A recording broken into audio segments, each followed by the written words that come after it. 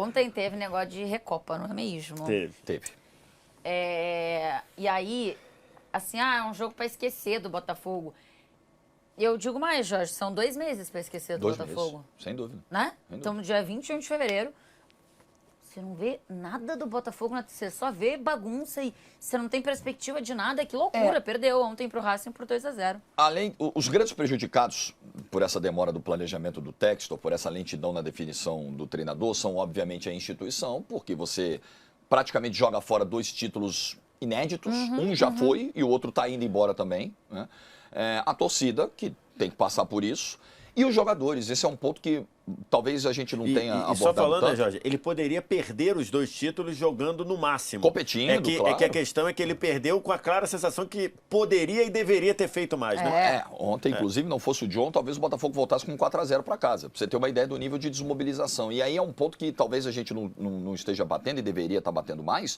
Assim, essa demora, essa coisa de deixar o elenco praticamente à deriva, é um desrespeito com esses caras que foram campeões brasileiros e da Libertadores da América. Também acho. Esses caras estão sendo submetidos a... Não é um trabalho ruim, é uma ausência de trabalho. Não é que o Botafogo hoje seja um time mal treinado. O Botafogo não é treinado.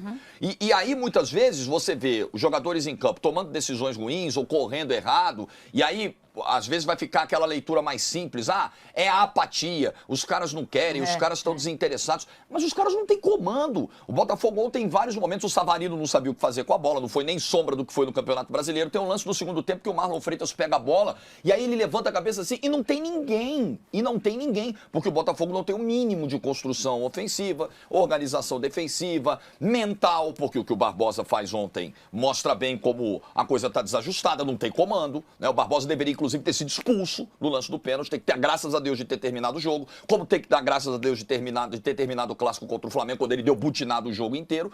Então é isso, o Textor achou por bem, beleza. Assim, ontem eu ouvi uma opinião do Gabriel Farias, lá da Rádio Transamérica do Rio, e eu concordo. Se é pra fazer isso, porque o Textor falou, dane-se a Supercopa do Brasil, é bom, é fácil falar depois que perdeu, deveria ter falado antes. Né? Só me contou, ele falou antes também.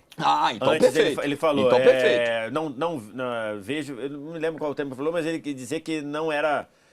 o foco dele não eram os 2 torneios, ele falou antes e falou depois também. E aí, na opinião do Gabriel, e eu concordo, se o foco, então, não era a Supercopa do Brasil nem Recopa, pegava o elenco, dava mais dias de férias, levava o elenco para os Estados Unidos, colocar os caras nessa condição, colocar os caras em campo, aí chega o Caçapa, 3 dias de trabalho, 3 dias de treino, você acha que o Caçapa vai conseguir alguma coisa contra o Racing? É uma piada o que o Textor está fazendo. Não é para escolher o primeiro técnico, porque aí, se você contratar o primeiro que está na esquina, você corre o risco de fazer uma escolha errada que pode arruinar a tua temporada. Eu entendo como foi Thiago Nunes, até o Bruno Lage, mas aí numa outra situação também. Eu entendo, ok, você tem que planejar, você tem que ser criterioso, mas 50 dias, gente, 2 meses. O brasileiro começa daqui a 1 mês. Está comprometida a preparação do Botafogo para o brasileiro. O Mundial é daqui a 3, 4 meses.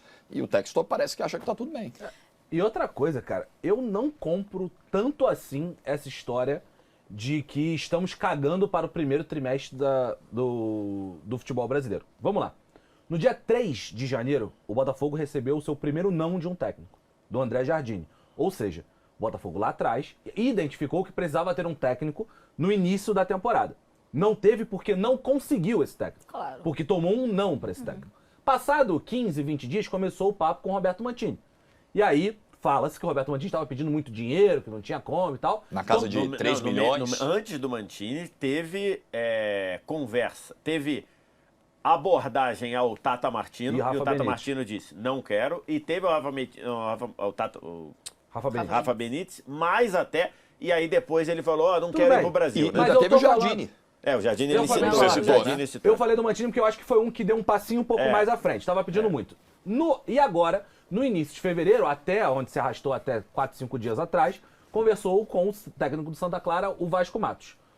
Ou seja, o Botafogo, sim, tentou técnicos. O Botafogo identificou por pelo menos 3 vezes seus alvos. E esses alvos não foram fechados por incompetência na negociação ou porque a negociação não foi. Então esse papo de nós vamos esperar o meio do ano só cola se o Botafogo não estivesse conversando com ninguém.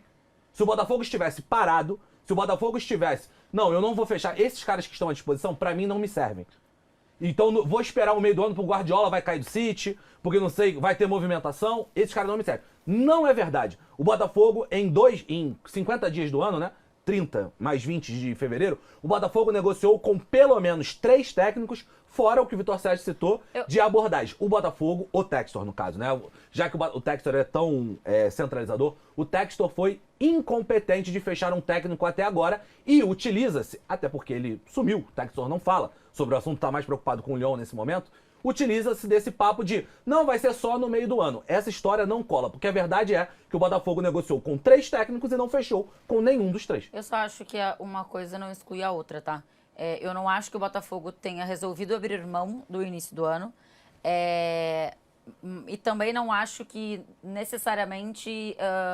porque assim, se eles abrem mão do início do ano, não quero... E aí vou só no meio do ano, aí eu concordo com você, não é o que está acontecendo, que eles estão tentando. Isso. Agora, ao mesmo tempo que eles tentam técnicos, têm negativas, e eles continuam fazendo tentativas diferentes de negociações fáceis que eles teriam aqui, né? Eles teriam, com certeza, uma negociação fácil para conseguir algum técnico, e não é o que eles fazem. Então, eu acho que isso mostra que desespero.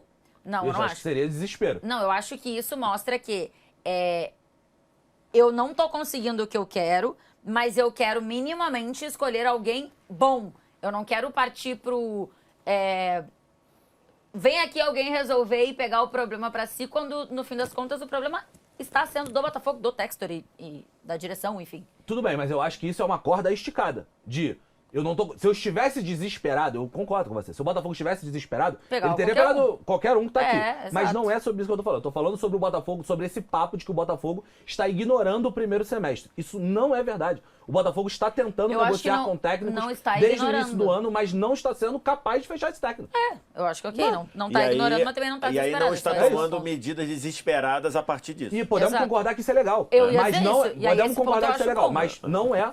O fato é, o Botafogo está tentando um técnico, não conseguiu.